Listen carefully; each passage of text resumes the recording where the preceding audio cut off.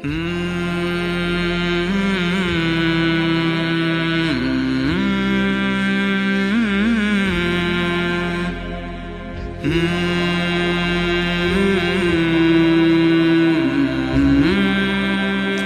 علیکم ورحمۃ اللہ وبرکاتہ۔ الحمدللہ وکفی وسلام علی عبادہ الذین اصطفیٰ وخاصۃ علی محمد رسول اللہ صلی اللہ تعالی علیہ وسلم۔ اما بعد فاعوذ باللہ من الشیطان الرجیم، بسم اللہ الرحمن الرحیم۔ وَكَذَلِكَ جَعَلْنَاكُمْ أُمَّةً وَسَطًا لِتَكُونُوا شُهَدَاءَ عَلَى النَّاسِ، اور ہم نے تمہیں اعتدال والی امت بنایا تاکہ تم دنیا کے لوگوں کے سامنے گواہی دے سکو۔ یہ ایک آیت کا ٹکڑا میں نے پڑھا ہے۔ روزانہ کی تلاوت میں سارا قرآن تو بیان نہیں ہو سکتا، جو آیت پیش کرنی زیادہ ضروری ہوتی ہے اس کو میں کوشش کرتا ہوں ہائی لائٹ کر دوں۔ اس میں اللہ نے ہمیں زندگی گزارنے کا ایک پیمانہ دے دیا، ایک ترازو دے دیا ہے کہ ہم نے تمہیں اعتدال والی امت بنایا ہے۔ اس کی میں مثال دیتا ہوں، جیسے پہلے زمانے میں ترازو ہوتے تھے، اب تو ڈیجیٹل آ گئے۔ تو ترازو ہوتے تھے تو اس میں نا ایک کانٹا ہوتا تھا یہاں ایسے کر کے، اور ادھر دو پلڑے ہوتے تھے۔ تو جب وہ کانٹا بالکل درمیان میں ہوتا تھا، نہ ادھر جھکاؤ نہ ادھر جھکاؤ، تو اس کی اس حیثیت کو اعتدال کہتے ہیں۔ ادھر چلا جائے زیادہ تو بھی شدت پسندی، ادھر چلا جائے زیادہ تو بھی شدت پسندی۔ یوں ہو جائے دین میں بہت زیادہ، یہ بھی اللہ کو پسند نہیں۔ ایسے ہو جائے دنیا میں بہت زیادہ، یہ بھی اللہ کو پسند نہیں۔ اللہ تعالیٰ فرماتے ہیں کہ اپنی زندگی میں عدل پیدا کرو، انصاف پیدا کرو، اعتدال پیدا کرو، کہ جب دنیا میں لگو تو ایسے نہ لگو کہ تمہیں آخرت بھول جائے، تم جھوٹ کو حلال کر دو، سود کو حلال کر دو، اور سارے حرام کو کرتے چلے جاؤ کہ جی ہم تو گناہ گار ہیں، ہم تو دنیا دار ہیں۔ یہ بھی انتہا پسندی ہے، یہ اللہ کو پسند نہیں ہے۔ دنیا کی طلب ایک بڑا عمل ہے۔ اللہ کے نبی کا فرمان ہے، من طلب الدنیا حلالا، جس نے رزق حلال کمایا، جس نے دنیا کو حلال راستے سے طلب کیا، اس میں جھوٹ نہیں، اس میں دھوکہ نہیں، فراڈ نہیں، اس میں سود نہیں، اس میں ظلم اور زیادتی نہیں، اس میں وعدہ خلافی نہیں، کسی غلط چیز کی تجارت نہیں، شراب بیچتا ہے یا ڈرگز بیچتا ہے، نسل کو برباد کرتا ہے۔ تو جس نے حلال راستے سے دنیا کو کمایا، استعفافاً عن المسئلہ، کہ مجھے مانگنا نہ پڑے لوگوں سے، میں خوددار بن کے زندگی گزاروں۔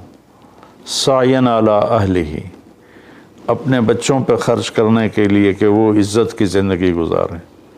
تعطفاً علی جارہ، اپنے آس پاس کے غریب لوگوں پر خرچ کرنے کے لیے، جو صبح بازار جاتا ہے اور اپنی جاب پر جاتا ہے، اپنی مزدوری پر جاتا ہے، وہ ریڑھی پر بیٹھتا ہے یا بہت بڑے پروجیکٹ کے آفس میں بیٹھتا ہے، اگر یہ چار باتیں اس کے اندر ہیں، حلال کماتا ہے، جابین رشوت نہیں لیتا، غلط کام نہیں کرتا، کسی کی فائل نہیں روکتا، بچوں پہ خرچ کرنے کے لیے اور پڑوسیوں کو نوازنے کے لیے، غریب پڑوسیوں پر خرچ کرنے کے لیے اور سوال سے بچنے کے لیے، جو دنیا کو کماتا ہے۔ تو اب آپ خوشخبری سنیں، لقی اللہ تعالی یوم القیامہ وجہہ مثل القمر لیلۃ البدر، قیامت کے دن وہ اللہ سے ایسے ملے گا کہ اس کا چہرہ 14ویں رات کے چاند کی طرح چمکتا ہوگا۔ تو ایسی دنیا کمانا بھی بندگی ہے۔ ریاکاری کے نفل پڑھ رہا ہو تو وہ جہنم ہے، اور ان 4 شرطوں کے ساتھ دکان پہ بیٹھا ہو، آفس میں بیٹھا ہو، ریڈی پہ بیٹھا ہو تو وہ جنت کا راستہ ہے۔ اللہ کو اتنا پسند ہے کیونکہ اس میں درمیانی راستہ ہے، اعتدال والا راستہ ہے۔ اب اس میں انتہا پسندی کیا ہے؟ دوسری حدیث پیش کرتا ہوں۔ تعس عبد الدینار وعبد الدرہم وعبد القطیفہ، تعس وانتکس وإذا شیک فلن تقش، ان اعطی رضی وإن لم یعط سخط۔ اب نے فرمایا دینار کا چاہنے والا، دینار کا غلام چاہت تو سب کی ہے، سونے کا غلام ہلاک ہو جائے، چاندی کا غلام ہلاک ہو جائے۔ اللہ نے کائناتی معیشت کو، اکانومی کو سونے چاندی کے گرد گھمایا ہے، یہ اللہ کی اپنی قدرت ہے۔ تو اب یہ انتہا پسندی آ رہی ہے، جس نے آپ نے کہا ہلاک ہو جاتا ایسا کون؟ عبد الدینار، سونے کا غلام، چاندی کا غلام، اور زیب و زینت کا غلام، اسیسریز کا غلام، کہ حلال رزق میں ایسی نہیں مل رہا تو چلو کوئی ڈنڈی مار لو، کوئی رشوت لے لو، کوئی جھوٹ بول کے سودا بیچ لو، یہ ہے۔ تو اس کے لیے آپ نے بد دعا فرمائی۔ یہ بخاری شریف کی روایت ہے، آپ رحمت اللہ علی عالمین ہو کر آپ بد دعا فرما رہے ہیں کہ ایسے لوگ، چونکہ یہ لوگ جب دنیا میں جاتے ہیں تو اوروں کے حقوق مارتے ہیں، اوروں جو رشوت لیتا ہے وہ رشوت دینے والا پتہ نہیں کن مشکلوں سے اپنے کام کے لیے پہنچا ہوتا ہے، جس کو یہ دھوکہ دے کے مال بیچ دیتا ہے وہ پتہ نہیں کتنی مشکلوں سے پیسہ بنا کے مال لینے آتا ہے، اس کو یہ 2 نمبر ٹکا دیتا ہے۔ اس لیے ان کے لیے بد دعا فرمائی کہ یہ معاشرے کے لیے ناسور لوگ ہیں، چاہے یہ کتنے ہی نامور ہوں، لیکن یہ معاشرے کے لیے ایک عذاب ہیں، ایک مصیبت ہے۔ تو دنیا میں بھی چلو تو درمیانہ راستہ اختیار کرو، اتنے نہ کھب جاؤ میرے بھائیو کہ ٹوائلٹ میں بھی سودے ہو رہے ہوتے ہیں، پیشاب کرتے ہوئے۔ ابھی میں کراچی سے لوٹا تو لاہور ایئرپورٹ پر میں وضو کرنے گیا تو پیچھے جو پیشاب کرنے کی جگہ ہوتی، وہاں ایک آدمی کھڑا ہوا، گردن کے ساتھ اس نے موبائل پکڑا ہوا تھا اور بولے جا رہا تھا، بولے جا رہا تھا، بولے جا رہا تھا۔ یہ بھی کوئی زندگی نہیں ہے، کھانا بھی کھا رہے ہیں اور سودا بھی بیچ رہے ہیں اور پیمنٹ بھی لے رہے ہیں اور سودا کر بھی رہے ہیں اور ساتھ کھانا بھی کھا رہے ہیں۔ تو یہ تو کھانا زہر بن جاتا ہے، دماغ کی طرف سے آرڈر جاتا ہے کہ کھانا آ گیا ہے، تیار ہو جاؤ، معدے کو آرڈر ملتا ہے، ساتھ ہی فون کی گھنٹی بجتی ہے، فون اٹھاتا ہے تو آرڈر فون کی طرف چلا جاتا ہے، معدے کو آرڈر نہیں جاتا، غذا زہر بن جاتی ہے۔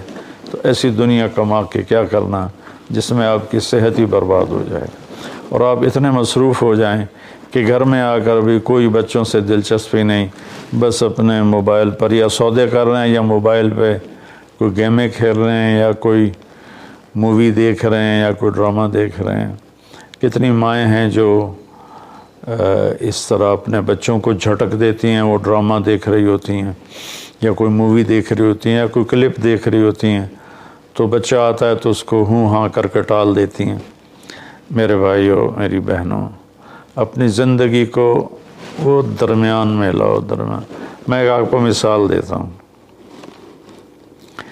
گاڑی کے چاروں ٹائر میں ہوا بیلنس ہو تو گاڑی صحیح چلتی ہے، چاہے ایف ایکس کیوں نہ ہو، اور اگر ہوا اوپر نیچے ہے، بیلنس نہیں ہے، تو مرسڈیز بھی ہوگی تو وہ چلنے میں آپ کو تکلیف دے گی۔ ایک گاڑی ہے، انسان بھی، اس کو بھی بیلنس آف لائف چاہیے۔ یہ گھر میں آؤ تو گھر کے ہو جاؤ، فون آف کر دو اور اپنے بچوں سے بات کرو، بیوی سے بات کرو، ان کے ساتھ بیٹھو، ان سے گپ شپ کرو، اور گھر کی باتیں کرو، گھر کے مسائل ذکر کرو، باہر کے مسائل کو گیٹ پہ چھوڑ کے آ جایا کرو۔ تو یہ تو دنیا ہے نا، اللہ نے اس میں ناپسند کیا ہے کہ ہم اپنے آپ کو زیادہ کھو پائیں، لیکن دین میں بھی اللہ نے ناپسند کیا ہے کہ ہم اس میں زیادہ لگ جائیں۔ لا تغلوا فی دینکم، اپنے دین میں انتہا پسندی پہ مت جاؤ۔ اللہ نے اپنے محبوب سے فرمایا فلا تذهب نفسک علیہم حسرات، میرے نبی آپ ان غیر مسلموں کو تبلیغ کرتے ہوئے اتنا دکھ نہ اٹھائیں کہ آپ خود آہیں بھرتے بھرتے فوت ہو جائیں۔ اللہ نے اپنے نبی سے فرمایا، نماز لمبی کی تو اللہ نے اس سے منع فرما کر فرمایا کہ ما انزلنا علیک القرآن لتشقی۔ اللہ نے اپنے نبی سے اعتدال مانگا، لا تبسطها کل البسط، میرے نبی آپ مال خرچ کریں لیکن سارا نہ خرچ کریں، کچھ بچا کے بھی رکھیں۔ اللہ نے اپنے محبوب سے فرمایا، اس لیے تو اللہ نے زکوٰۃ کا نظام چلایا۔ تو اور ایک حدیث پہ پیش کرتا ہوں، 3 صحابہ آئے حضرت عائشہ رضی اللہ عنہ کے پاس کہ اللہ کے نبی کی رات کیسی ہوتی ہے، تو انہوں نے فرمایا کہ سوتے بھی ہیں اور اٹھتے بھی ہیں، نفل بھی پڑھتے ہیں، بلکہ آپ کی بہت خوبصورت عادت تھی، جب آپ تہجد سے فارغ ہو جاتے تو یوں کر کے لیٹ جاتے، ایسے کر کے، اور حضرت عائشہ رضی اللہ تعالیٰ عنہ بھی اٹھ جاتی تو آپ ان کے ساتھ اسی حال میں باتیں کرتے، گپ شپ لگاتے۔ تہجد کے وقت میں اپنی بیگم سے پیار محبت کی باتیں ہو رہی ہیں، اتنے میں حضرت بلال اذان دیتے تو آپ اٹھ کے 2 رکعت سنت ادا کرتے اور نماز پڑھانے کے لیے مسجد تشریف لے جاتے تھے۔ تو اتنی اعتدال کی لائف تھی، ہنسی مذاق فرماتے تھے، اور حضرت عائشہ رضی اللہ عنہ کو لقمے بنا کے کھلاتے تھے، ان کو آٹا گوندھ کے دیتے رہے جب تک حضرت عائشہ رضی اللہ عنہ کو آٹا گوندھنا نہیں آیا، کہ وہ چھوٹی عمر میں ان کی شادی ہوئی تھی۔ تو انہوں نے جب یہ سنا تو کہنے لگے وہ تو اللہ کے نبی ہیں، وہ تو کچھ بھی نہ کریں، بخشے بخشائے ہیں، ہمیں تو کچھ کرنا چاہیے، کیا کریں؟ ایک نے کہا میں ساری رات نہیں سوؤں گا، نفل پڑھوں گا، کتنی اچھی نیت کی ہے۔ دوسرے نے کہا میں ساری زندگی روزے رکھوں گا، کبھی افطار نہیں کروں گا، کتنی اچھی نیت ہے۔ تیسرے نے کہا میں شادی نہیں کروں گا، بس اللہ کی عبادت کروں گا اور اللہ کے راستے میں جہاد کروں گا، کتنی اچھی نیت ہے۔ آپ کو پتہ چلا تو آپ نے تینوں کو بلا لیا۔ تو آپ نے ان کو ڈانٹ پلائی، تم میرے اللہ کو مجھ سے زیادہ جانتے ہو، تم میرے اللہ سے مجھ سے زیادہ ڈرتے ہو، زیادہ تقوی والے ہو، میں تم میں سب سے زیادہ اپنے اللہ کو جانتا ہوں، سب سے زیادہ اللہ سے ڈرتا ہوں، میں کھاتا بھی ہوں، روزہ بھی رکھتا ہوں، میں نے شادی بھی کی ہے، میں سوتا بھی ہوں اور میں جاگتا بھی ہوں، اور میں نے آپ نے تو 11 شادیاں کی، 9 بیویاں زندہ تھیں جب آپ دنیا سے تشریف لے گئے، تو آپ کی خوبصورت زندگی تھی ان کے ساتھ۔ تو آپ نے تینوں کو ڈانٹا اور فرمایا کہ اعتدال کے ساتھ چلو، جس نے کہا میں شادی نہیں کروں گا شادی کرے، جس نے کہا میں روزہ نہیں چھوڑوں گا وہ روزہ چھوڑے، کہ مہینے میں 3 روزے رکھو بس، 13، 14، 15، اور جس نے کہا میں رات سوؤں گا نہیں وہ آرام بھی کرے اور اٹھے بھی صحیح۔ تو یہ زندگی اعتدال والی اللہ کو تو دین میں انتہا پسندی اچھی نہیں لگتی، اور اللہ نے اس کو رد فرمایا۔ ہمارے بعض نادان دوست قربانی قربانی قربانی کے نام پر پورے گھر کو اجاڑ دیتے ہیں اور انہیں احساس بھی نہیں ہوتا کہ کتنا بڑا نقصان کر رہے ہیں۔ سب سے بڑا تقاضا اسلامی تاریخ میں جنگ بدر کا ہے، اس سے بڑا تقاضا قیامت تک نہیں آئے گا۔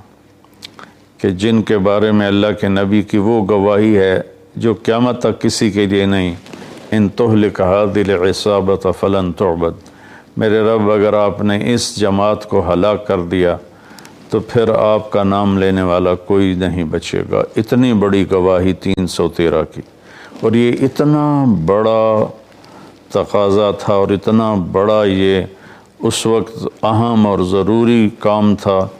آپ نکلے اور ذوالحلیفہ 7 میل دور ہے، جب وہاں پہنچے تو حضرت عثمان اور اسامہ رضی اللہ عنہما کو آپ نے واپس بھیج دیا کہ آپ کی بیگم حضرت رقیہ رضی اللہ تعالی عنہ وہ حضور صلی اللہ تعالی علیہ وسلم کی دوسرے نمبر کی بیٹی تھیں۔ حضرت زینب پہلے نمبر پر، حضرت رقیہ دوسرے نمبر پر، ام کلثوم تیسرے نمبر پر، حضرت فاطمہ چوتھے نمبر پر۔ تو بیمار ان کو چیچک نکل آیا تھا، تو ان کو وہاں سے واپس بھیجا کہ جاؤ تم رقیہ کی تیمارداری کرو۔ وہ جنگ بدر میں شریک نہیں ہوئے، میرے نبی نے واپس کیا، لیکن جنگ بدر کے شریک صحابہ میں ان کا نام لکھوایا، دونوں کا۔ جب ہم بدری صحابہ کی فہرست کھولتے ہیں تو اس میں اسامہ اور عثمان رضی اللہ عنہما دونوں کا نام ذکر ہے، اور مال غنیمت میں ان کا حصہ بھی رکھا آپ نے۔ اتنے بڑے تقاضے کو آپ نے بیوی کی بیماری کی وجہ سے پیچھے کر دیا اور ان دونوں کو واپس بھیجا، اور رقیہ رضی اللہ عنہ کا انتقال ہو گیا۔ جب آپ واپس تشریف لائے تو وہ دفن ہو چکی تھی، تو آپ نے ان کی قبر پہ جا کر دعا فرمائی۔ تو میرے بھائیوں، دین میں بھی اعتدال ہو، دنیا میں بھی اعتدال ہو۔ یہ رہبانیت تو نصارہ عیسائیوں میں تھی کہ شادی نہیں کرنی، نہانا نہیں، بال نہیں کٹوانے، نوخن نہیں صاف کرنے، پہلے، اب نہیں، پہلے جو قدیم عیسائی مذہب تھا۔ تو طبیعت میں اتنی شدت، غیر فطری زندگی، پھر وہ دوسرے طریقے سے اپنی خواہشات کو پورا کرتے تھے، تو اس سے میرے نبی نے روکا۔